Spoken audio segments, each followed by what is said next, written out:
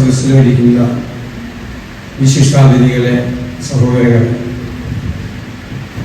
മെഗ്ന grand എഴുതിയ വാനിയ എന്നുള്ള പുസ്തകം ബഹുമാനിയായ ഓമന ടീച്ചർ അത് വിവർത്തനം ചെയ്ത് ഇന്നിവിടെ പ്രകാശനം ചെയ്യപ്പെടുന്ന ചാനൽ. അധ്യക്ഷൻ വളരെ കുറച്ച് സംസാരിച്ചു. അദ്ദേഹം ഒറ്റ വാചകം പറഞ്ഞു. രാത്രി മുഴുവൻ ഇരുന്ന് ഒറ്റയിരിപ്പിലാണ് ഈ പുസ്തകം വായിച്ചത്. ഈ പുസ്തകം വായിച്ച് തീരുമ്പോൾ നമ്മുടെ മനസ്സിൽ ഒരു വിങ്ങലുണ്ടാകും, വല്ലാത്ത വേദനയുണ്ടാകും, നമ്മൾ വല്ലാതെ തകർന്നു. പക്ഷെ അതോടൊപ്പം ഈ വാനിയയുടെ ക്രിസ്തുവിലുള്ള അചഞ്ചലമായ വിശ്വാസവും വാനിയയുടെ വിശ്വാസ പ്രഖ്യാപനവും നമ്മുടെ ജീവിതത്തിൽ കരുത്തും ആത്മവിശ്വാസവും പറയും. രണ്ട് വികാരങ്ങളും ഒരേ സമയത്തുണ്ടായി എന്നുള്ളതാണ് ഈ പുസ്തകത്തിന്റെ ഏറ്റവും വലിയ പ്രസക്തി എന്ന് ഞാൻ കരുതുക. ഒരേ സമയം നേരത്തെ ടീച്ചർ പറഞ്ഞതുപോലെ 18 വയസ്സുകാരനായ സുന്ദരനായ ഒരു കുടുംബത്തിന്റെ മുഴുവൻ സ്വപ്നമായിരുന്ന ഒരു ചെറുപ്പക്കാരൻ റഷ്യൻ പട്ടാളത്തിൽ ചേർന്ന് അവന്റെ വിശ്വാസം മാറ്റിവെക്കാതെ ആ വിശ്വാസത്തിൽ ഉറച്ചു നിന്നുകൊണ്ട് അവസാനം വരെ പരീക്ഷണങ്ങൾ, ദൈവത്തിൻ്റെതാകാം, അല്ലെങ്കിൽ പട്ടാളത്തിൻ്റെതാകാം, KGB-യുടേതാകാം, പരീക്ഷണങ്ങൾ മുഴുവൻ നേരിട്ടുകൊണ്ട് ആ പരീക്ഷണങ്ങളെ അവനെ ചിരിച്ചുകൊണ്ടും ധീരതയോടുകൂടിയും നേരിട്ടുകൊണ്ടും അവനവന്റെ വിശ്വാസത്തിൽ ഉറച്ചു നിന്നു എന്നുള്ളതാണ് ഏറ്റവും പ്രധാനം. ഇത് യഥാർത്ഥത്തിൽ ഒരു വിശ്വാസ പ്രഖ്യാപനമാണ്, മാറ്റമില്ലാത്ത വിശ്വാസം. ശാരീരികമായ ഉപദ്രവങ്ങൾ കൊണ്ടോ വേദനിപ്പിക്കുന്നത് കൊണ്ടോ പ്രയാസപ്പെടുത്തുന്നത് കൊണ്ടോ ടോർച്ചർ ചെയ്യുന്നത് കൊണ്ടോ ഒന്നും ഒരാളെ ഒരു വിശ്വാസത്തിൽ നിന്ന് മാറ്റിയെടുക്കാൻ കഴിയില്ല എന്ന് ഒരു ഭരണകൂടത്തെ മുഴുവൻ, വലിയൊരു പട്ടാള സംവിധാനത്തെ മുഴുവൻ, ഒരു പ്രത്യയശാസ്ത്രത്തെ മുഴുവൻ ബോധ്യപ്പെടുത്തി കൊടുക്കുകയാണ് വാനിയ ചെയ്യുന്നത്. വാനിയയുടെ ഈ കഥ മറച്ചുവെക്കാൻ ഇരുമ്പ് മറകൾ ഉണ്ടായിരുന്ന ഒരു കാലഘട്ടത്തിൽ, അന്നെല്ലാം ഇരുമ്പ് പറയായിരുന്നു, ഇപ്പൊ ഇരുമ്പ് പറയൊക്കെ പോയി, അയൺ സ്ക്രീൻ എന്നാണ് നമ്മൾ പറഞ്ഞത്. അതിനപ്പുറത്തേക്ക് ഒരു വാർത്തയും വരില്ല, ഒരു കാര്യവും വരാത്തൊരു കാലം ഉണ്ടായിരുന്നു.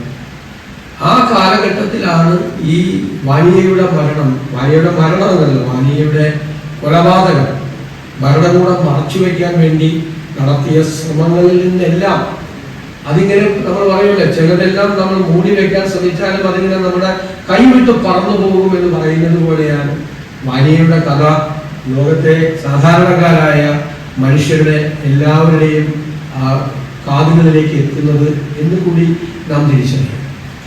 ഈ പുസ്തകം തുടങ്ങുമ്പോൾ തന്നെ ഒരു കുടുംബത്തിലേക്ക് അമ്മയും മാതാപിതാക്കൾ മൃതശരീരത്തിന് വേണ്ടി കാത്തിരിക്കുകയാണ്. മകന്റെ മരണവാർത്തയായിരുന്നു. പട്ടാളത്തിന്റെ അകമ്പടിയോടുകൂടി ഈ മൃതശരീരം വഹിച്ചുകൊണ്ടുള്ള ഈ ശവപ്പെട്ടിക്ക് വേണ്ടി കാത്തിരിക്കുകയാണ്. ആ ശവപ്പെട്ടി വീടിന്റെ ഉമ്മറത്ത് വയ്ക്കുമ്പോൾ മകനെ കാണാൻ ആഗ്രഹിക്കുന്ന ഒരു അമ്മയുടെ വിലാപമാണ് നമ്മുടെ മനസ്സിനെ വല്ലാതെ നോവിക്കുന്നത്, വല്ലാതെ പ്രയാസപ്പെടുത്തുന്നത്. കാരണം സുന്ദരനായ മകനെ നിർബന്ധിത പട്ടാള സേവനത്തിന് വേണ്ടി, നിർബന്ധിത പട്ടാള സേവനമുണ്ട്, വോളണ്ടിയർ ആയിട്ടല്ല അന്ന് പട്ടാളത്തിൽ പോകുന്നത്. ഇത്രയും വർഷക്കാലം എല്ലാവരും വോളണ്ടറിയായി പട്ടാളത്തിൽ സർവീസ് നടത്തണം എന്ന നിബന്ധനയുള്ള ഒരു കാലഘട്ടത്തിലാണ് ഈ പട്ടാള സേവനത്തിന് വേണ്ടി പോകുന്നത്. നിർബന്ധമാണ്. ആ പോകുമ്പോൾ ഉള്ള ഒരു ചെറുപ്പക്കാരൻ, അയാൾ അതിനു മുമ്പ് തന്നെ ബാപ്റ്റിസ്റ്റ് സമൂഹത്തിൽപ്പെട്ടിരുന്ന ഒരാളായിരുന്നു, ആ സഭാ വിശ്വാസിയായിരുന്നു, അതുമായി ബന്ധപ്പെട്ട് കുടുംബവും ആ വിശ്വാസിയായിരുന്നു. അപ്പൊ അന്ന് അത് വലിയ പ്രതിസന്ധികൾ നിറഞ്ഞ കാലഘട്ടത്തിലാണ് ഗവൺമെന്റിന്റെ ഔദ്യോഗികമായ ചില സംവിധാനങ്ങൾ അല്ലാത്ത ഒരു സഭയ്ക്കും നിലനിൽക്കാൻ പറ്റാത്തൊരു കാലത്ത്, അല്ലെങ്കിൽ അവർ പീഡിപ്പിക്കപ്പെടുന്ന ഒരു കാലത്ത്, അവർ ടോർച്ചർ ചെയ്യപ്പെട്ടിരുന്ന ഒരു കാലഘട്ടത്തിൽ ആ മെയിൻ സ്ട്രീമിലല്ലായിരുന്നു ഇദ്ദേഹത്തിന്റെ ചർച്ച എന്നുള്ളതാണ് ഏറ്റവും പ്രധാനപ്പെട്ട കാര്യം. അതുകൊണ്ട് തന്നെ ആ ചർച്ചും ആ ചർച്ചിൽ പ്രവർത്തിക്കുന്നവരെല്ലാവരും നോട്ടപ്പുള്ളികളായിരുന്ന, ഭരണകൂടത്തിന്റെ നോട്ടപ്പുള്ളികളായിരുന്ന ഒരു കാലഘട്ടമാണ്. നമ്മൾ ഇപ്പൊ വിചാരിക്കുമ്പോൾ നമ്മൾ ഈ ഭരണകൂടത്തിന്റെ നോട്ടപ്പുള്ളി എന്ന് പറയുന്നത് നമുക്ക് വിഷ്വലൈസ് ചെയ്യാൻ പോലും കഴിയില്ല. ഞാൻ പണ്ട് കോളേജിൽ പഠിക്കുമ്പോഴാണ് ജോൺ ഓർവെലിന്റെ 1984 വായിച്ചത്. 1984 വായിച്ചാൽ നമ്മൾ പിന്നെ കുറെ നാളത്തേക്ക് നമുക്ക് ഭീതിയായി, പേടിയായി. എല്ലായിടത്തും ചെല്ലുമ്പോൾ നമ്മളെ ആരും നോക്കിക്കാണുന്നുണ്ട്, എല്ലായിടത്തും നമ്മളെ ആരും നിരീക്ഷിക്കുന്നുണ്ട്. നമ്മൾ വീട്ടിനകത്തേക്ക് കയറിയാലും വീടിന് പുറത്തേക്ക് പോയാലും നമ്മൾ എവിടെ യാത്ര ചെയ്താലും നമ്മളെ ആരും സ്റ്റേറ്റാണ് നിരീക്ഷിക്കുന്നത്, ഭരണകൂടമാണ് നമ്മളെ നിരീക്ഷിക്കുന്നത്. നോർമല് വലിയൊരു നമ്മുടെ മനസ്സിലൊരു വലിയ വിഭ്രാന്തി ഉണ്ടാക്കും. അതുപോലെ സ്റ്റേറ്റ് എല്ലാവരെയും നിരീക്ഷിക്കുന്ന ഒരു സ്ഥലമാണ് ഇന്ന് സോവിയറ്റ് യൂണിയൻ. സ്റ്റേറ്റ് എല്ലാവരും നമ്മളിത് ചിലപ്പോൾ വായിക്കുന്ന ചിലർ അത്ഭുതപ്പെടും. കാരണം ഇത് 70കളുടെ തുടക്കത്തിൽ ബ്രിഷ്നേവിന്റെ കാലത്താണ് ഈ സംഭവം ഉണ്ടായത്. അപ്പോ ലെനിന്റെ കാലഘട്ടം കഴിഞ്ഞു ഏറ്റവും ഈ ഗ്രേറ്റ് പർജ് നടന്ന സമയമാണ് സ്റ്റാലിന്റെ കാലഘട്ടം. ഏറ്റവും കൂടുതൽ മനുഷ്യർ പീഡിപ്പിക്കപ്പെടുകയും ഏറ്റവും കൂടുതൽ മനുഷ്യരെ കൊല ചെയ്യുകയും ഏറ്റവും കൂടുതൽ ആളുകൾ നാടുകടത്തപ്പെടുകയും ചെയ്ത ഈ ഗ്രേറ്റ് പർജിന്റെ കാലം എന്ന് പറയുന്നത് തന്റെ പോളിറ്റ് ബ്യൂറോയിൽ ഇരിക്കുന്ന ആളുകളെയും സുപ്രീം സോവിയറ്റിൽ ഇരിക്കുന്ന ആളുകളെയും മന്ത്രിസഭയിലെ സഹപ്രവർത്തകരെയും വരെ ഒരു ദിവസം ഒരു സുപ്രഭാതത്തിൽ കാണാതാകുന്നത് ഒരു വാർത്തയല്ല. ഗ്രേറ്റ് പർജിന്റെ കാലം ആരും എപ്പോൾ വേണമെങ്കിലും ആരെ വേണമെങ്കിലും കാണാതാകും. സത്യത്തിൽ ഈ 20ാം നൂറ്റാണ്ടിന്റെ ആദ്യ പകുതിയിൽ യൂറോപ്പിൽ, ജർമ്മനിയിലും അതുപോലെ ഇറ്റലിയിലും ഒക്കെ നടന്ന സംഭവങ്ങളുടെ വേറൊരു രൂപമാണ്. ഒരേ നാണയത്തിന്റെ മറുവശങ്ങൾ തന്നെയാണ്. ഹിറ്റ്ലറുടെ കാലത്ത് ഉണ്ടായിരുന്ന കോൺസെൻട്രേഷൻ ക്യാമ്പുകൾക്ക് പകരം ഈ കാലഘട്ടത്തിൽ ഗുലാഗ് എന്ന് പറയുന്നത്, ഗുലാഗ് ആർക്കിപ്പലോഗ് എന്ന് പറയുന്ന ഒരു പുസ്തകം തന്നെ ഉണ്ട്. ഇതിനകത്ത് ഭരണാകരൻ അതിനെ കുറിച്ച് പരാമർശിക്കുന്നത്. അങ്ങനെയുള്ളൊരു കാലമാണ്. മനുഷ്യൻ ഇതുപോലുള്ള വലിയ ക്യാമ്പുകളിൽ കൊണ്ടുപോയി സൗണ്ട് പ്രൂഫാണ്. ഇതിനെ സൗണ്ട് പ്രൂഫ് ഇവിടെ 2-3 പേര് എല്ലാവരും പറഞ്ഞു സൗണ്ട് പ്രൂഫ് ആയിട്ടുള്ള സ്ഥലത്ത് കൊണ്ടുപോയിട്ട് പീഡിപ്പിക്കുന്നു. ഒച്ച പോലെ പുറത്ത് കേൾക്കാതിരിക്കാൻ വേണ്ടിയില്ല. കരയുമല്ലോ, പീഡിപ്പിക്കപ്പെടുമ്പോൾ ഉറക്കെ കരയില്ലേ? അതുപോലെയുള്ള പീഡനമാണ്. കരയാതിരിക്കാൻ കരച്ചിലിന്റെ ശബ്ദം പോലും പുറത്ത് കേൾക്കാൻ വേണ്ടിയിട്ടുള്ള സൗണ്ട് പ്രൂഫായ ഈ ക്യാമ്പുകളിൽ കൊണ്ടുപോയി പീഡന മുറകൾ എക്സ്പെർട്ടൈസ് ഉള്ള ആളുകളുണ്ട്. അപ്പൊ ഓരോ ഗ്രേഡ് ഉണ്ട് പീഡന മുറകൾക്ക്. ആദ്യം ചെറുതായിട്ടുള്ള പീഡന മുറകൾ ഭയപ്പെടുത്തി നോക്കുക, രണ്ടാമത് കുറച്ചുകൂടി കട്ടിയായിട്ട് നോക്കുക, മൂന്നാമതും നാലാമതും ഒക്കെ ഉണ്ട്. പല ഗ്രേഡുകളിലുണ്ട്. അപ്പൊ ആ പല ഗ്രേഡുകളിലുള്ള ആളുകൾ തന്നെ മാറും. വലിയ ക്രൂരന്മാരായിട്ടുള്ള ആളുകളാണ് കിട്ടുന്ന ആളുകളെ ഏത് തരത്തിലും അതിനകത്ത് പീഡിപ്പിക്കുന്നു. ഇതിനകത്ത് തന്നെ സോവിയറ്റ് റഷ്യയിലെ മഞ്ഞ് അറിയാലോ. മഞ്ഞെന്ന് പറയുന്നത് വളരെ -ഡിഗ്രിയിലേക്ക് വളരെ താഴ്ന്നു പോകുന്ന മനുഷ്യൻ റൂമിനകത്ത് പോലും 2-3 കമ്പിളി കോട്ടിട്ട് നമ്മൾ കവർ ചെയ്ത് അതിന്റെ മീതെ കമ്പിളി പുതച്ചാലും ഉറഞ്ഞു പോകുന്ന തണുപ്പുള്ള ഒരു കാലത്ത് ഇയാളെ കൊണ്ടുപോയി വരിയെ കൊണ്ടുപോയി ആദ്യത്തെ ശിക്ഷ കൊണ്ടുപോയിട്ട് ഈ രാത്രി മുഴുവൻ നിർത്തുകയാണ്. ഈ മഞ്ഞിങ്ങനെ വീണുകൊണ്ടിരിക്കുകയാണ്. അയാളെ പ്രാർത്ഥിക്കുകയാണ്. അയാളെ പല ധീരതയോട് ആദ്യം തണുത്ത് വിറയ്ക്കുന്നുണ്ട്, വല്ലാതെ വിഷമിക്കുന്നുണ്ട്, ശരീരം മുഴുവൻ വേദനിക്കുന്നുണ്ട്. അയാൾ പ്രാർത്ഥിക്കുകയാണ്. പ്രാർത്ഥിക്കുമ്പോൾ അയാൾക്ക് ചൂടനുഭവപ്പെടുകയാണ്. ആ പ്രാർത്ഥന പ്രതിസന്ധി നമ്മൾ മഞ്ഞത്ത് അത് ഭരണാകരനെ എഴുതി വെച്ചിരിക്കുന്നതും ടീച്ചറൊക്കെ വിവർത്തനം ചെയ്തിരിക്കുന്നതും നമ്മൾ ആ മഞ്ഞത്ത് നിൽക്കുന്നത് പോലെ നമുക്ക് തോന്നും. ടീച്ചറെ പ്രത്യേകമായിട്ട് അഭിനന്ദിക്കുന്നു. ഇംഗ്ലീഷ് മലയാളത്തിലേക്ക് ട്രാൻസ്ലേറ്റ് ചെയ്യുമ്പോൾ ആ വികാരം നമ്മുടെ മനസ്സിൽ ഉണ്ടാകണമെന്നില്ല. പക്ഷെ നമ്മൾ മഞ്ഞത്ത് നിന്ന് നമ്മുടെ മേറ്റിലേക്ക് ഈ മഞ്ഞിൽ കണങ്ങൾ വീഴുകയാണ്, നമ്മൾ തണുത്തുറഞ്ഞു പോവുകയാണ്, നമ്മുടെ ശരീരത്തിൽ എവിടെയൊക്കെയോ വേദനിക്കുന്നുണ്ട് എന്നൊരു വികാരം നമ്മളുണ്ടാകും. അയാളുടെ പ്രാർത്ഥന, ആ പ്രാർത്ഥനയും ആ അചഞ്ചലമായ വിശ്വാസവും പ്രാർത്ഥിച്ചുകൊണ്ടേയിരിക്കുകയാണ് രാത്രി മുഴുവൻ.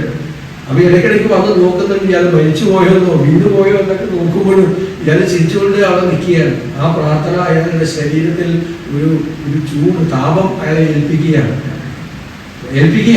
എല്ലാ പ്രതിസന്ധിയിലും അയാളോട് ആദ്യം മുഴുവൻ ക്ലീൻ ചെയ്യാൻ പറയാണ്. ഈ സ്ഥലം എരഞ്ഞുകൊണ്ട് ക്ലീൻ ചെയ്യാൻ പറയാം, മുട്ടിലെരഞ്ഞുകൊണ്ട് ക്ലീൻ ചെയ്യാൻ പറയാം. മുട്ടിലെരഞ്ഞ് ഈ പട്ടാള ബാരക്ക് മുഴുവൻ മുട്ടിലെരഞ്ഞ് ക്ലീൻ ചെയ്യാൻ പറയാം. 18 വയസ്സുകാരനായ പയ്യനോടാണ്. അവൻ ചിരിച്ചുകൊണ്ട് മുട്ടിലെരഞ്ഞുകൊണ്ട് പ്രാർത്ഥിച്ചുകൊണ്ട് ഈ ജോലി ചെയ്തുകൊണ്ടിരിക്കുകയാണ്. അതുപോലുള്ള പീഡനങ്ങൾ ഈ തണുത്തുറയുന്ന മഞ്ഞിൽ ഒരു മുറിക്കകത്തേക്ക് കയറ്റി വലിയ ഈ ഐസ് കട്ടകൾ പോലെ ഈ വെള്ളം ചീറ്റിക്കുകയാണ് ശരീരത്തിലേക്ക്. തണുത്തു കുറഞ്ഞു പോകുന്ന മരിച്ചു പോകുന്ന ഒരവസ്ഥയാണ്. പിന്നെ ശരീരത്തിലേക്ക് ഇങ്ങനെ ഒരു പ്രസിദ്ധിച്ച് മർദ്ദം പമ്പ് ചെയ്ത് കയറ്റുകയാണ്. ക്രൂരമായ പീഡനങ്ങളാണ് ഒരുപാട് നാൾ. അപ്പൊ ഓരോ ഘട്ടത്തിലും ഇവര് ഓരോ ഉദ്യോഗസ്ഥന്മാരുടെ തലത്തിൽ വന്ന് പരീക്ഷിക്കുകയാണ്. അപ്പോഴും അവരോട് ചോദ്യം, ഇത് കഴിഞ്ഞു വരുമ്പോൾ ഇവരുടെ ധാരണ അവർ ക്രിസ്തുവിനുള്ള വിശ്വാസം പൂർണ്ണമായി ഉപേക്ഷിച്ചു. ക്രിസ്തു രക്ഷകനാണെന്ന് സഹപ്രവർത്തകരോട് ആരും നീ പറയില്ല. നീ പറയില്ലല്ലോ, നീ ക്രിസ്തു നിന്റെ രക്ഷകനാണെന്ന് നിന്റെ സഹപ്രവർത്തകരോട് നീ പറയോ, സഹപട്ടാളക്കാരോട് നീ പറയുമോ? നീ പറയില്ല എന്ന് എനിക്ക് ഉറപ്പായിട്ടറിയാം. പറഞ്ഞ് ഞാൻ റഷ്യൻ പട്ടാളത്തോട് എനിക്ക് 100% കൂറുണ്ട്, പക്ഷേ ക്രിസ്തുവിലുള്ള വിശ്വാസത്തെ ഞാൻ വഴിയിൽ ഉപേക്ഷിക്കില്ല എന്നുള്ള അചഞ്ചലമായ പ്രഖ്യാപനമാണ്. ആ 18-19 വയസ്സുകാരനായ ആ ചെറുപ്പക്കാരൻ ക്രൂരമായ പീഡനങ്ങൾ ഏറ്റിട്ടും മനസ്സിൽ ഒരു ചാഞ്ചല്യം പോലും ഇല്ലാതെ ഓരോ പീഡന മുറകൾ കഴിഞ്ഞ് മുമ്പിൽ വന്നു നിന്ന്, പട്ടാള ഉദ്യോഗസ്ഥന്മാരുടെ മുമ്പിൽ വന്നു നിന്ന് ഭയലേശമെന്നെ അവൻ ആ ക്രിസ്തുവിലുള്ള അവന്റെ വിശ്വാസത്തെ അവൻ മുറുകി പിടിക്കുന്ന അപൂർവമായ രംഗങ്ങളാണ്. ഇതിന്റെ ഓരോ ഘട്ടം നിങ്ങൾ വായിക്കാതിരിക്കുന്ന പുസ്തകം വായിക്കാൻ ഓരോ ഘട്ടത്തിലും ഇത് ഇങ്ങനെ വായിച്ച് ഇതിൽ പോവുകയാണ്. അപ്പോ നമ്മൾ പറയും സ്റ്റാലിന്റെ കാലത്ത് ഏറ്റവും വലിയ ക്രൂരതകൾ നടന്നു. ഒരുപാട് കഥകൾ സ്റ്റാലിനുമായിട്ട് ബന്ധപ്പെട്ടിട്ടുള്ള ക്രൂഷ്യസ് മെമ്മേഴ്സിൽ തന്നെ ഒരുപാട് കഥകളുണ്ട്. അതായത് സ്റ്റാലിന് ശേഷം അധികാരത്തിൽ വന്ന ആളാണ് ക്രൂഷ്യസ്. പിന്നീടാണ് പ്രശ്നം വരുന്നത്. ക്രൂഷ്യസ് മെമ്മേഴ്സ് എന്ന് പറയുന്ന പുസ്തകത്തിൽ തന്നെ സ്റ്റാലിന്റെ കാലഘട്ടത്തിലുള്ള ക്രൂരതകളെ കുറിച്ച് പറയുന്നുണ്ട്, സ്റ്റാലിന്റെ വിക്രികളെ കുറിച്ച് പറയുന്നുണ്ട്. ചോദ്യം ചെയ്യാനൊന്നും ആരുമില്ല. നമ്മൾ എപ്പോഴും ആലോചിക്കണം, ഭരണകൂടങ്ങൾക്ക് അകത്തു നിന്നും പുറത്തു നിന്നും ചോദ്യം ചെയ്യാൻ ആരുമില്ലെങ്കിൽ ഭരണാധികാരികൾ എത്ര ക്രൂരന്മാരായി മാറും എന്ന് ഉള്ള കഥകൾ കൂടിയാണ് ഇത്. ആരും ചോദ്യം ചെയ്യാനില്ല, എല്ലാവരും അംഗീകരിക്കപ്പെട്ടിരിക്കുകയാണ്. അത് സ്റ്റാലിനെ കുറിച്ച് ഒരു കഥ പറയുന്നുണ്ട്. സ്റ്റാലിൻ ഇങ്ങനെ തമാശ പറയും. അപ്പൊ തമാശക്ക് ചിരി വന്നാലും ഇല്ലെങ്കിൽ ഇവരെല്ലാവരും കൂട്ടിച്ചിരിക്കും ഈ മന്ത്രിസഭാംഗങ്ങൾ. കാരണം ചിരിച്ചില്ലെങ്കിൽ ചിലപ്പോൾ ഇയാള് പിറ്റേ ദിവസം ആളെ രാവിലെ കാണില്ല, അതിന് ചിലപ്പോൾ ഇയാളെ സൈബീരിയയിലേക്ക് നാളെ എടുത്തു. അപ്പൊ മന്ത്രിസഭാംഗങ്ങൾ വെറുതെ ഇയാൾ തമാശ പറയും. അപ്പൊ ഒരു ദിവസം അയാൾ പറഞ്ഞു, ഞാൻ എന്റെ വീട്ടിൽ നിന്ന് എനിക്ക് നായാട്ടിന് പോകണം, ഹണ്ടിങ്ങിന് പോകണമെന്ന് തോന്നുന്നു.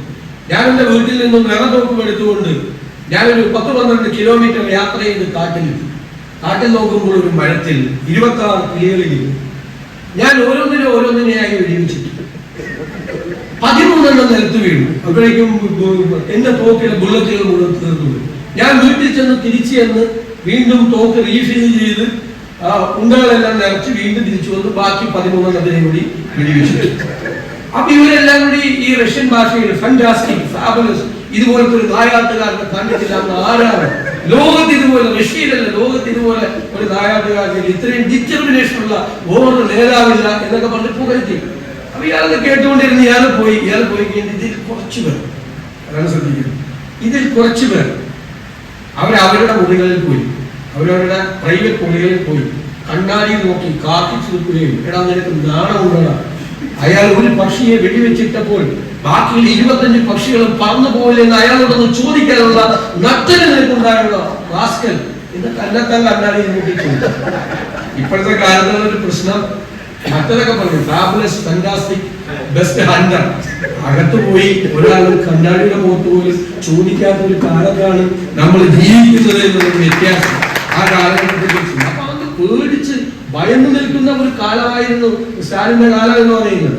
അപ്പൊ അതിനുശേഷം വന്ന ഈ ക്രൂഷേവിന്റെ സമയവും കഴിഞ്ഞ് ബ്രിഷ്നേവിന്റെ എന്ന് പറയുന്നത് നമുക്ക് പരിചിതമായ 70s ആണ്. ആ കാലഘട്ടത്തിൽ പോലും ഒരു മതവിശ്വാസത്തെ ഉൾക്കൊള്ളാൻ കഴിയാത്ത ഒരു ഭരണകൂടമാണ്. ക്രിസ്തുവിൽ ഒരാൾ വിശ്വസിക്കുന്നു എന്ന് പറഞ്ഞാൽ അയാൾക്ക് ഭരണകൂടത്തിന് പേടിയാണ്, പാർട്ടിക്ക് പേടിയാണ്. അയാൾ ഒരു മതവിശ്വാസിയാണ്, ആ മതത്തിൽ അയാൾ വിശ്വസിക്കുന്നു, ക്രിസ്തുവിൽ അയാൾ വിശ്വസിക്കുന്നു എന്ന് പറഞ്ഞാൽ ഭരണകൂടത്തിന് പേടിയാണ്. അത് ഇതിലെ വേറെ ഡൈമെൻഷൻ ടീച്ചർ പറയാത്തത്, ഭരണകൂടത്തിന് എപ്പോഴും പേടിയാണ്. അതറിയില്ല. നമ്മൾ സ്വേച്ഛാധിപതികളെയും ഞാൻ പറഞ്ഞാൽ ചിലപ്പോൾ നിങ്ങൾ ആളുകളെ ഐഡന്റിഫൈ ചെയ്യും. ഭയങ്കര ഭരണാധികാരികളാണ്, ഭയങ്കര സ്ട്രോങ് ലീഡറാണ് എന്നൊക്കെ പറയുന്ന ആളുകൾ ഭീകരമാണ്. അറിയില്ല, അവർക്ക് പേടിയാണ്. ചുറ്റുപാടും അവർക്കെതിരായിട്ട് എല്ലാവരും ഗൂഢാലോചന നടത്തുന്നതാണ്. ക്രിമിനൽ കോൺസ്പിറസിയാണ് എല്ലാവരും. ഈ കോൺസ്പിറസി സിദ്ധാന്തത്തിൽ വിശ്വസിക്കേണ്ട ആളുകളാണ് ഇവന്മാരെല്ലാം. ആരെങ്കിലും രണ്ടുപേരിരുന്ന് ഒരുമിച്ച് സംസാരിച്ചാൽ ഇവർ വിചാരിക്കാതെ എനിക്കെതിരായിട്ടുള്ള ഗൂഢാലോചനയാണ്. ഇൻസെക്യൂരിറ്റിയാണ്, അരക്ഷിതത്വമാണ്. നമ്മളിപ്പോ രാത്രി വീട്ടിലേക്ക് ഉറങ്ങാൻ കിടക്കാൻ നേരത്ത് നമ്മള് പുറത്തിട്ടാൽ നമ്മൾ നോക്കുന്നു. പക്ഷെ ഇവര് ഭാര്യയും മക്കളും പുറത്തിട്ടാൽ പോലും ഇവർക്ക് വിശ്വാസമാവില്ല. ഇവര് തന്നെ പോയി ആളെല്ലാം സാക്ഷികളും ഇവര് തന്നെ പോയി കൊടുത്തിടും. എന്നിട്ട് ഇവർ കട്ടിലിമ്മിൽ വന്നിരിക്കും. അപ്പോൾ വീണ്ടും ഡൗട്ട് അടിക്കും, എല്ലാം ഇട്ടിട്ടുണ്ടോ. രണ്ടാമത് പോയി നോക്കും, എന്നിട്ട് വന്ന് കിടന്നുറങ്ങും. എന്നിട്ട് രാത്രി ആകുമ്പോൾ 2 മണിക്ക് ഞെട്ടിയിരിക്കും. ആരെങ്കിലും കൊടുത്തിട്ട് തുറന്നിട്ടുണ്ടോ, പോയിട്ട് ലൈറ്റൊക്കെ ഇട്ട് അല്ലെങ്കിൽ ടോർച്ചൊക്കെ അടിച്ച് നോക്കി. എല്ലാവരും അത്രയും ഭീതികളാണ്. അപ്പൊ ഇവര് മറ്റുള്ളവരെ ഭയപ്പെടുന്നു. അപ്പൊ ഒരു വിശ്വാസത്തെ ഭയപ്പെടുകയാണ്. ആ വിശ്വാസം റഷ്യയെ മുഴുവൻ ഗ്രസിക്കുമോ? അത് ഈ പറയുന്ന കമ്മ്യൂണിസ്റ്റ് പ്രത്യയ ശാസ്ത്രത്തെ മുഴുവൻ വിഴുങ്ങാൻ ശക്തമായ എന്തോ ഒന്ന് അതിലുണ്ട് എന്നുള്ള പേടിയാണ് ഇതിൽ പറയുന്നുണ്ട്. അല്ല ടീച്ചറെ, അതായത് ഇയാളിൽ മറ്റുള്ളവർ വിശ്വസിക്കുകയാണ്. ഇയാളുടെ ഉറച്ച വിശ്വാസം മറ്റുള്ളവരെ കൂടെ സ്വാധീനിക്കുകയാണ്, മറ്റുള്ളവരെ കൂടി അയാളെ ചേർത്ത് നിർത്തുകയാണ്. അയാളുടെ ജീവിതത്തിൽ, അയാളുടെ ദൈനംദിന ജീവിതത്തിൽ ചില അത്ഭുതങ്ങൾ ഉണ്ടാവുകയാണ്. ആ അത്ഭുതങ്ങൾ അവർക്ക് വിവരിക്കാൻ കഴിയാത്ത, ഈ ഭരണകൂടത്തിന് എക്സ്പ്ലെയിൻ ചെയ്യാൻ പറ്റാത്ത ഒന്നാണ്. അയാളുടെ കൂടെയുണ്ട് ക്രിസ്തു. അയാൾ യാത്ര ചെയ്യുമ്പോൾ അയാളുടെ വിശ്വാസം ക്രിസ്തു അയാളുടെ കൂടെയുണ്ട്. ഞാൻ ഒരു ചെക്കോസ്ലോവാക്യൻ കഥ വായിച്ചിട്ടുണ്ട്. ഹി വിസിറ്റഡ് മീ, അവരെന്നെ സന്ദർശിച്ചു. പ്രാഗിലെ ഒരു കഥയാണ്, ചെക്ക് റിപ്പബ്ലിക്കിലെ ഒരു കഥയാണ്. വല്ലാതെ ടച്ച് ചെയ്തിട്ടുള്ള ഒരു കഥയാണ്. അതായത് ഒരാൾ വലിയ തിരക്കേറിയ സ്ഥലത്ത് ഇതുപോലെ തന്നെ മഞ്ഞു വീഴുന്ന, ഈ യൂറോപ്പിലേക്ക് ഇതുപോലെയാണ് എപ്പോഴും മഞ്ഞു വീഴുന്ന പ്രാഗിലെ ഒരു തെരുവിന്റെ ഒരു സൈഡിൽ ഒരാളിങ്ങനെ മറച്ചിരിക്കുന്നുണ്ട്. ആ ശ്രദ്ധിക്കുന്നതിൽ എല്ലാവരും ഓഫീസിൽ പോയിക്കൊണ്ടിരിക്കുകയാണ്. അപ്പൊ റോഡിന്റെ ഓപ്പോസിറ്റ് സൈഡ് ഒരാൾ വന്ന് ഇയാളെ നോക്കുന്നു. ഒരു നേരം നോക്കിയിരുന്ന റോഡ് ക്രോസ് ചെയ്തുകൊണ്ട് അയാൾ ഇട്ടിരിക്കുന്ന ഈ കോട്ട്, അതൊക്കെ വേണ്ടി ചെന്ന കോട്ട് ഇയാളെ പറഞ്ഞിരിക്കണം. പക്ഷെ അയാളുടെ കണ്ണിലൊരു നനവുണ്ടായിരുന്നു. അയാളുടെ കണ്ണിൽ കരുണയുടെ സാഗരം അലയടിച്ചിരുന്നു. ഇന്നലെ കഥയിൽ പറയാം. ഒരു കൊച്ചുണ്ട് വീട്ടിൽ, അമ്മ ജോലിക്ക് വരികയാണ്. കുഞ്ഞ് പുറത്തിറങ്ങരുതെന്നാണ് അമ്മ പറഞ്ഞിരിക്കുന്നത്. ഞങ്ങളുടെ കൊച്ചു കുഞ്ഞാണ്.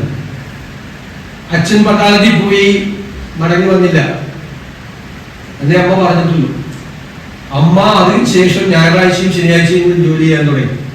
അപ്പൊ കൊച്ചു വന്ന് പതിയെ മുഖം പുറത്തേക്കിട്ട്, ഒരു ജനലയുടെ മുഖം പുറത്തേക്കിട്ട് അമ്മയെ കാത്തിരിക്കും. എല്ലാവരും വിശക്കുന്നുണ്ട്, അമ്മ വരണം. അപ്പോൾ അയാൾ വരികയാണ്. അയാൾ വന്നിട്ട് കുഞ്ഞിനോട് പറയാണ്, നിന്റെ അമ്മ വന്ന് ഇറങ്ങിയിട്ടുണ്ട് ഷാമിൽ നിന്ന്, നിനക്ക് വേണ്ടി റൊട്ടി വാങ്ങിക്കുന്നുണ്ട്, ഇപ്പൊ വരും അമ്മ. ആശ്വസിപ്പിക്കുകയാണ് കുഞ്ഞിന്. എന്നിട്ടൊരു ചോക്ലേറ്റ് കൊടുക്കുക. അയാളുടെ കണ്ണിലും ഒരു നനവുണ്ടായിരുന്നു. ആ കണ്ണിലും ഒരു കരുണയുടെ സാഗരം അലയടിച്ചിരുന്നു. അതുപോലെയുള്ള 2-3 രംഗങ്ങളാണ്. ഒരു പെൺകുട്ടി വെയിട്രസ് ആയിട്ട് നിൽക്കുന്നു. അവൾക്ക് ബന്ധമുണ്ടായിരുന്ന ഒരാൾ അവളുമായി അകന്നുപോയി. അപ്പൊ അവളുടെ മനസ്സിലുണ്ടായ നിരാശ, ദുഃഖം, അവൾക്ക് സഹിക്കാൻ കഴിയാത്ത ഈർഷ്യ എല്ലാം ഉണ്ട്. രാത്രി ഒരുപാട് ജോലി ചെയ്ത് എല്ലാവരും പോകാൻ നേരത്തെ ഒരാൾ അവിടെ ഒരു കസേരയിൽ ഇരിക്കുന്നുണ്ട്. അയാൾ chocolate cream order, chocolate coffee order ചെയ്യുന്നു. ഇവൾ അയാൾക്ക് ചോക്ലേറ്റ് കോഫി തയ്യാറാക്കി കൊണ്ടു ചെല്ലുമ്പോൾ അയാൾ പതിയെ ഗിറ്റാറിൽ ഒരു പാട്ട് പാടുകയാണ്. ഗിറ്റാറിൽ പാടുന്ന പാട്ട് സ്നേഹത്തിന്റെ പാട്ടാണ്. അത് അവളുടെ മനസ്സിനെ കുളിർപ്പിക്കുകയും അവരുടെ സങ്കടങ്ങളെ മാറ്റുകയും അവരുടെ വിഷമങ്ങളെ മാറ്റുകയും ചെയ്യും. അയാളുടെ കണ്ണിലും ഒരു നനവുണ്ടായിരുന്നു. അയാളുടെ കണ്ണിലും കരുണയുടെ സാഗരം അലയടിച്ചു. He visited me. എങ്ങനെയൊക്കെയാണ് അവൻ നമ്മളെ കാണാൻ പറ്റുന്നത് എന്ന് നമുക്ക് മനസ്സിലാകുന്നില്ല എന്നുള്ളതാണ്. നമുക്ക് അറിയുന്നില്ല അവൻ എങ്ങനെയൊക്കെയാണ് നമ്മളെ കാണാൻ വരുന്നത്. ഞാൻ ഈ ചെക്കോസ്ലോവാക്യൻ കഥയും വാനിയയുടെ കഥയുമായി ഞാൻ താരതമ്യം ചെയ്തപ്പോൾ വാനിയയുടെ കൂടെ അവനുണ്ട്, അവസാനം വരെ അവനുണ്ട്, ഏത് സമയത്തും അവനുണ്ട്. മരിക്കുന്നതിന് മുമ്പ് അവന്റെ നാവിൽ നിന്ന് വന്ന വാക്കുകൾ പറഞ്ഞു, ക്രിസ്തു എല്ലാവരെയും സ്നേഹിക്കുന്നു, നിങ്ങളെ. ആരാണ് നിങ്ങളെ? എന്നെ കൊല്ലാൻ കൂട്ടുനിന്ന് അതിന് നേതൃത്വം കൊടുത്ത ആ ഭരണകൂടത്തിലെ ഏറ്റവും വലിയ ഉദ്യോഗസ്ഥന്റെ മുഖത്ത് നോക്കിയാണ് നിങ്ങളെയും ക്രിസ്തു സ്നേഹിക്കുന്നു. അതിനേക്കാൾ മനോഹരമായ വാക്യങ്ങളാണ്. എല്ലാം ക്ഷമിക്കാൻ കഴിയുന്ന, അല്ലെ, പാപത്തിനോട് മാപ്പ് കൊടുക്കാൻ കഴിയുന്ന എല്ലാ പാപികൾക്കും വേണ്ടി കുരിശിലേക്ക്. ഞാൻ കഴിഞ്ഞ ദിവസം ചോദിച്ചു, എന്താണ് കുരിശ്? കുരിശ് എന്തായിരുന്നു? ക്രിസ്തു കുരിശിലേറുന്നതിന് മുമ്പ് കുരിശ് എന്തായിരുന്നു? കുരിശ് തൂക്കുകയർ പോലെ ഉള്ളൊരു ഇൻസ്ട്രുമെന്റ് ആയിരുന്നു. മനുഷ്യനെ കൊല്ലാൻ ഉപയോഗിക്കുന്ന ഇലക്ട്രിക് ചെയർ പോലുള്ള ഒരു ഉപകരണമായിരുന്നു. ഇലക്ട്രിക് ചെയർ പോലെ, അല്ലെ, തൂക്കുകയർ പോലെ മനുഷ്യനെ കൊല്ലാൻ ഉപയോഗിക്കുന്നത്. ക്രിസ്തു ക്രൂശിലേറിയപ്പോഴാണ് അത് വിശുദ്ധ കുരിശായിരുന്നു.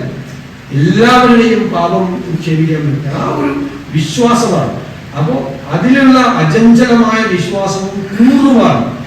അത് ആർക്കും തകർക്കാൻ കഴിയാത്ത, ആർക്കും വേർതിരിച്ചെടുക്കാൻ കഴിയാത്ത ഈ പിഞ്ചു ബാലനിലുള്ള നമുക്ക് നമ്മുടെ മകനെ പോലെ, അല്ലെങ്കിൽ നമ്മുടെ കൊച്ചുമകനെ പോലെ നമുക്ക് ചേർത്ത് പിടിക്കാൻ തോന്നുന്ന ഒരു കുഞ്ഞാണ് റാനിയാണ്.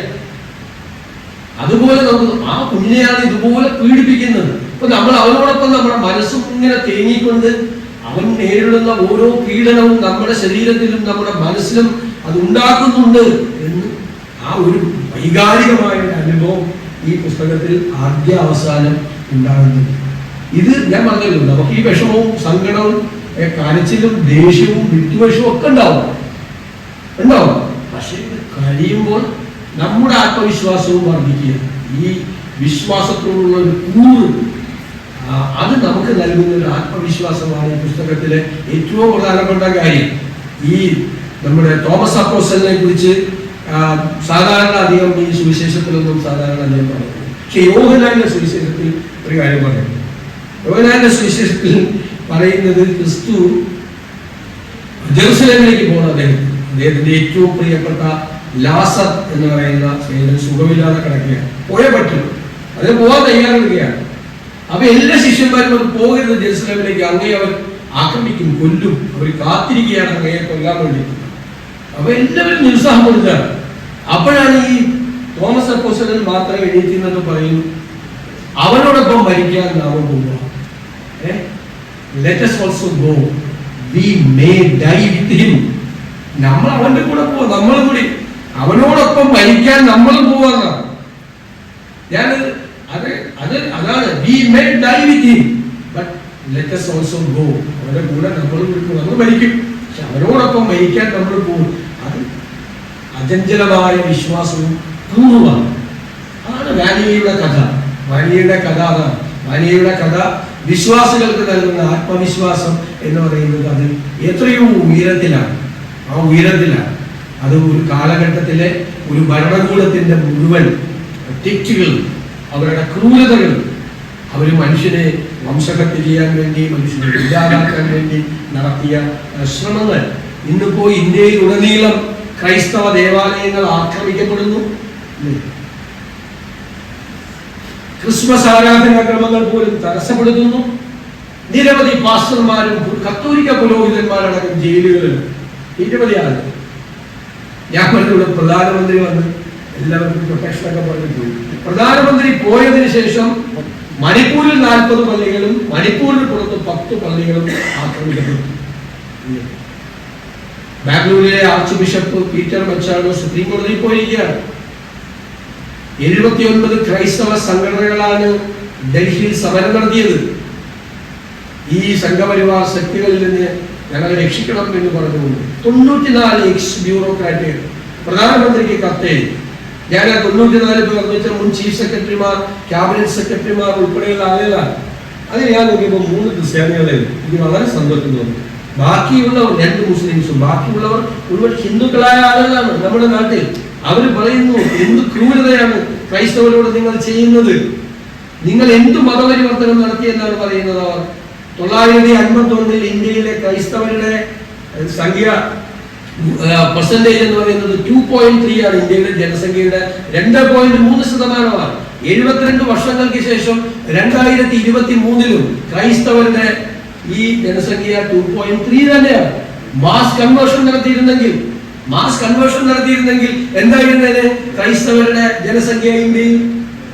ഇപ്പോൾ സാഗറിൽ ഒരു പള്ളി ആക്രമിക്കുക മാത്രമല്ല, വാറ്റിചാരായം ഉണ്ടാക്കുമല്ലോ, അതിനെടുക്കുന്ന കേസാണ് 2 പുരോഹിതന്മാർക്കെതിരെ എടുത്തത്. എന്താ കാര്യം? കുർബാനയ്ക്ക് ഉപയോഗിക്കുന്ന വീഞ്ഞ്, മാസ് വൈൻ പിടിച്ചുകൊണ്ട് പോയിട്ടാണ് ഈ കേസ് എടുത്തിരിക്കുന്നത്. ഈ പരാതിപ്പെടാൻ ചെന്ന് കഴിഞ്ഞാൽ ആന്റി കൺവേർഷൻ ലോ ഉണ്ട്. ഇപ്പൊ ഈ കർണാടകത്തിൽ ഉണ്ടായിരുന്നു ആന്റി കൺവേർഷൻ ലോ. പരാതിപ്പെടാൻ ചെന്നാൽ നോൺ ബെയിലബിൾ ഒഫൻസ് ആണ്, ജാമ്യമില്ലാത്ത കേസെടുത്ത് ജയിലിലടയ്ക്കും. അപ്പൊ ബ്രഷ്നേവിന്റെ കാലത്തേക്കോ സ്റ്റാലിന്റെ കാലത്തേക്കോ അപ്പൊ പോകേണ്ട കാര്യമില്ലല്ലോ. ഇവിടെയൊക്കെ തന്നെ നിന്നാൽ ഇതിന്റെയൊക്കെ കാണാം. യാഥാർത്ഥ്യമല്ലേ? നമ്മുടെ ചുറ്റുപാടുകളിൽ നടക്കുന്ന കാര്യങ്ങളാണ് ഞാൻ പറഞ്ഞത്. ഒരു കാര്യവും നേരത്തെ പറഞ്ഞപ്പോ ഗർജിക്കുന്ന സിംഹമൊന്നും അല്ലെങ്കിൽ ഞാൻ ഒരു കാര്യം പറഞ്ഞു. നമ്മളൊരു കാര്യം പറയുമ്പോൾ ഒരു ഡോക്യുമെന്റിന്റെ അടിസ്ഥാനത്തിലോ കൃത്യമായ വിവരത്തിന്റെ അടിസ്ഥാനത്തിലോ അല്ലാതെ പറയും. വെറുതെ വന്ന് നിങ്ങളെ പറഞ്ഞ പറ്റി അതറിയാം. അത് കൃത്യമായിട്ടുള്ള വിവരങ്ങളുടെ അടിസ്ഥാനത്തിലാണ്. എന്റെ കയ്യിൽ എല്ലാ സ്റ്റാറ്റിസ്റ്റിക്സും ഇന്ത്യയിലെ ക്രൈസ്തവ ദേവാലയങ്ങൾ മുഴുവൻ ആക്രമിക്കപ്പെട്ടതിന്റെ, ക്രിസ്മസ് ആരാധനകൾ അട്ടിമറിക്കപ്പെട്ടതിന്റെ, പാസ്റ്റർമാരും പുരോഹിതന്മാരും അകത്താക്കപ്പെട്ടതിന്റെ ഉള്ള മുഴുവൻ സ്റ്റാറ്റിസ്റ്റിക്സും എന്റെ കയ്യിലുണ്ട്. അത് കിട്ടാവുന്ന സംവിധാനം നമുക്കുണ്ട്, മൂന്നും കാര്യങ്ങളുണ്ട്. ആർക്കെങ്കിലും അത് ഇല്ലാതെയാണ് ആരെങ്കിലും അവരുടെ ഈ സമീപനമൊക്കെ ഇങ്ങനെ ഒരു മൃദു സമീപനമെങ്കിൽ അവർക്ക് നമുക്ക് അതിന്റെ സ്റ്റാറ്റിസ്റ്റിക്സ് കൊടുക്കുക, അവരറിയില്ല. അപ്പൊ ഇത് ആവർത്തിക്കപ്പെടുകയാണ്. അതാണ് ഞാൻ പറഞ്ഞത്, 20ാം നൂറ്റാണ്ടിൽ നടന്ന സംഭവങ്ങൾ ആദ്യ പകുതി മാത്രമല്ല, ഇത് 70s ആണ്. സെക്കൻഡ് ഹാഫിന്റെ ആദ്യം നടന്ന കാര്യങ്ങൾ 21ാം നൂറ്റാണ്ടിന്റെ ആദ്യ പകുതിയിൽ നമ്മുടെ രാജ്യത്തടക്കം ലോകത്തിന്റെ പല സ്ഥലങ്ങളിലും ആവർത്തിക്കപ്പെടുകയാണ് എന്നുള്ളൊരു ഓർമ്മപ്പെടുത്തൽ കൂടിയായി മാനിയെ വായിക്കണം. ഞാൻ ഒരിക്കൽ കൂടി ടീച്ചറെ പ്രത്യേകമായി പറഞ്ഞു, ടീച്ചർ ഇത് ട്രാൻസ്ലേറ്റ് ചെയ്തില്ലായിരുന്നെങ്കിൽ ഒരു പക്ഷെ ഞാൻ വായിക്കില്ല, അച്ഛൻ വായിക്കും. അച്ഛൻ അത്ര വലിയ മൊറീഷ്യസ് റീഡറാണ്. എനിക്കിപ്പോ അച്ഛന്റെ പുസ്തകം കേൾക്കാൻ നന്നായിരുന്നു, എനിക്ക് പുസ്തകം കേൾക്കാൻ ആഗ്രഹം. ഞാൻ പിന്നെ ഇതിൻ്റെ അകത്തൊരു ഇമോഷണൽ ആയിട്ടൊരു കണ്ടന്റ് എന്നുകൊണ്ട് എന്നെ കൈവിട്ട് പോയതുകൊണ്ട് ഞാൻ ഇത്രയും ഞാൻ സംസാരിച്ചതില്ലേ. അച്ഛന്റെ പുസ്തകം കേൾക്കാൻ ഞാൻ പുസ്തകം ചുരുക്കുമായിരുന്നു, എനിക്കിപ്പോ അത് കേൾക്കാൻ വയ്യാത്ത സ്ഥിതിയിലാണ്. അച്ഛനെ പോലത്തെ ഒരാള് എനിക്കൊരു ധൈര്യക്കുറവുണ്ടായിട്ട് ഞാൻ സംസാരിക്കുന്നു, എന്തെങ്കിലും പറഞ്ഞ എന്തെങ്കിലും അബദ്ധം പറയുന്നത്. അച്ഛനെ കൂടി നിങ്ങൾ കേൾക്കണം. പക്ഷെ ടീച്ചർ ഈ പുസ്തകം ട്രാൻസ്ലേറ്റ് ചെയ്തത് ലക്ഷക്കണക്കിന് മലയാളികൾ ഒരു സംശയമല്ല. റസൽ സാർ ഒരു ടെൻഷൻ വേണ്ട, ഈ പുസ്തകം വിട്ടു പോകുന്നതിനെ കുറിച്ച്. ഈ പുസ്തകം ഞാൻ തന്നെ എത്രയോ പേരോട് പറഞ്ഞു തരുന്നത് വായിക്കണം.